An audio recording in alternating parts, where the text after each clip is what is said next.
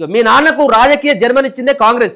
కేటీఆర్ వ్యాఖ్యలపై PCC chief Mahesh Kumar Goud నిదర్శనం అని చెప్పేసి మండిపడ్డారు. అలా అన్ని మాటలు అన్నప్పటికీ అన్ని చేసినప్పటికీ కూడా కాంగ్రెస్ పార్టీ ఇంకేమైనా చేస్తుందంటే ఏం చేసేది ఏమి లేదు. మాటల వరకు ఆయన ఒక స్టేట్మెంట్ ఇస్తే ఆ స్టేట్మెంట్ పైన మళ్ళీ రియాక్ట్ అయ్యి మీరు ఒక స్టేట్మెంట్ తప్పించి వాళ్ళు చేసినటువంటి అవినీతికి సంబంధించినటువంటి విషయాలు ఇప్పుడు మీరు చెప్పింది కదా మహేష్ గారు, మీరు చెప్పింది కదా 1,00,000 కోట్ల అవినీతికి పాల్పడరని. మీ చేతిలో వచ్చినటువంటి అవకాశాన్ని మీరు ఆల్రెడీ కమిషన్ వేసింది, మీరు దీనిపైన ఇంకా ఎంక్వైరీ చేసి మీరు చర్యలు తీసుకునేటువంటి అవకాశం ఉన్నప్పుడు కూడా అది కేంద్ర ప్రభుత్వం చేతిలో పెట్టేసిండు. సో అక్కడ ఆ దర్యాప్తు సంస్థ చేతిలో పెట్టి చేతులు దులిపేసుకుని వాళ్ళ మీద ఏదో నెట్టేసేటువంటి ప్రయత్నం చేసింది. ఒకటి. ఇక రెండో అంశానికి వచ్చిన తర్వాత ఫార్ములా ఈ రేసులో కేటీఆర్ సంబంధించిన విషయంలో మీరు ఎలాంటి చర్యలు తీసుకున్నారో మీరు ఇంతవరకు చెప్పలేదు. ఉన్నదా ఏమైనా?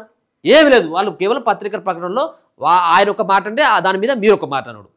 టీజేఎస్ అధ్యక్షుడు కోదండరాంకు పీసీసీ చీఫ్ లేఖ రాసిందట. ఏమని?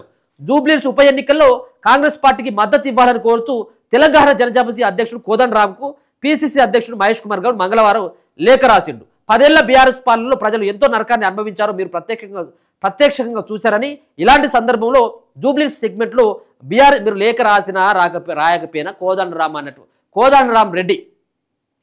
కోదండరాం రెడ్డి ఎట్లయినా మీ ప్రభుత్వంలో భాగస్వామి, మీ ప్రభుత్వంతో అంటగాగుతున్నటువంటి వ్యక్తే. మీరు లేఖ రాసినా రాయకపోయినా ఆయన మద్దతు కాంగ్రెస్ పార్టీకే ఉంటుంది. ఇది అవునన్నా కాదన్న. సో మొత్తానికి కేటీఆర్ మాట్లాడినటువంటి ఏదైతే ఆల్ ఇండియా కరప్షన్ కమిటీ ఏఐసిసికి సంబంధించినటువంటి దాన్ని full form all India corruption committee అంటూ కేటీఆర్ చేసినటువంటి వ్యాఖ్యలకు మహేష్ కుమార్ గౌడ్ అది ఇవ్వడం జరిగింది కౌంటర్.